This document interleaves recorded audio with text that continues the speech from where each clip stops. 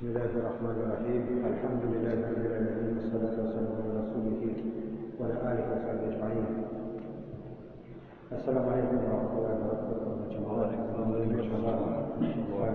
Selam. Bir hadisler vereyim sizlerge. Peygamber sallallahu aleyhi ve sellem hadislerden biz birinci ibrat almamız gerekir. İbrat almamız gerekir. İkinci onu amalga tasavvur gerekir inşallah.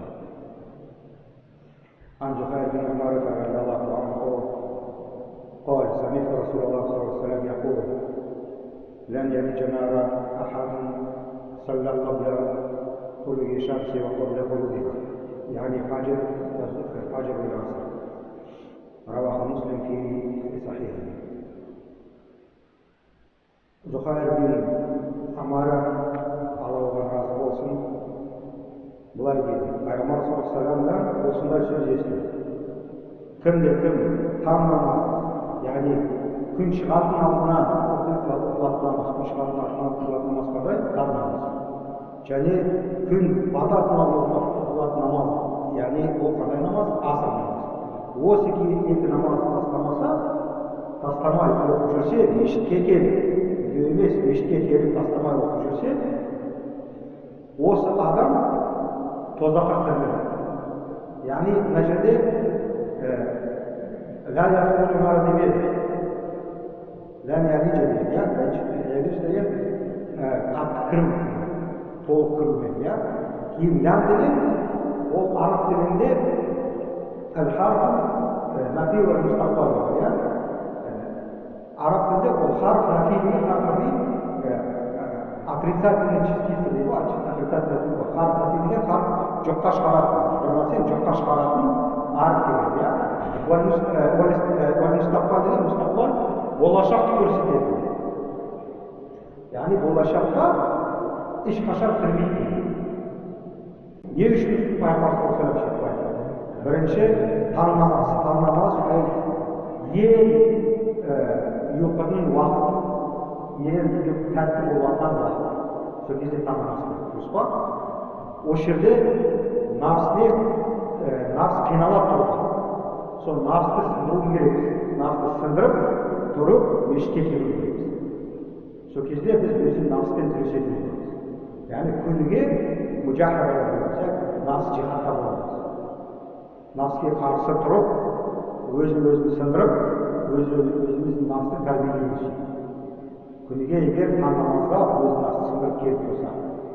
Екінші, неге бес намаз айтпады, неге ақшам намаз айтпады, ұлта намаз айтпады, неге именно аср намаз айтпады?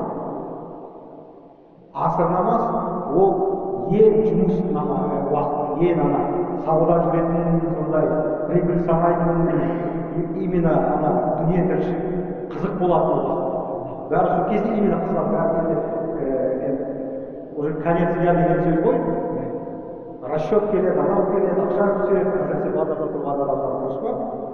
Сөйтіп, соны прибыль көреді. Сол кезде ол бәр нәрсе ұмытып кетуі мүмкін. Сол үшін осы хадисті естідік, білдік, сол үшін осы хадиске амал істеуге тырысуымыз керекпіз. Осы хадиске амал істеп таңертең өз nafsты сындырып келу керекпіз. Тағы осы хадис неге дәлел болады? Дәлел болады, мына кейбіреулер ойлайды, дінде бәрі жеңіл. Дінге жеңіл кіру. Біздер дінге кіру үшін тек қана ла иляха илlallah Мұхаммад Расулуллах ол үстімен дінге кірді. Бірақ бірінші кіргеннен кейін ла иляха илlallah кейін не келеді? Намаз келеді, иә? Ойына түседі, намаз. Кейін ораза, кейін зекет, кейін қажылық, сөйтіп қиыншылықтар түседі. Ол бәрі сынақ, содан өту керекпіз.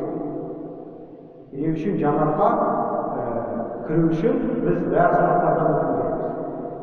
Ақырын бәрі сынақтардан өтіп, сөйтіп жаннатқа лайық болу керекпіз.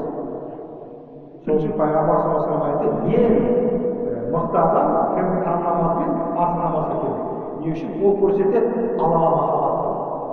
Алланың амрын істеуге қалай болсын, соны көрсетеді.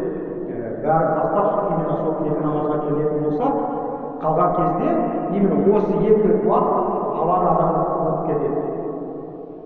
Сол үшін иншалла бәріміз осы хадистен ибрат алайық. Бүгіннен бастап таң намаз бен аср намазға келуге тырысайық иншалла.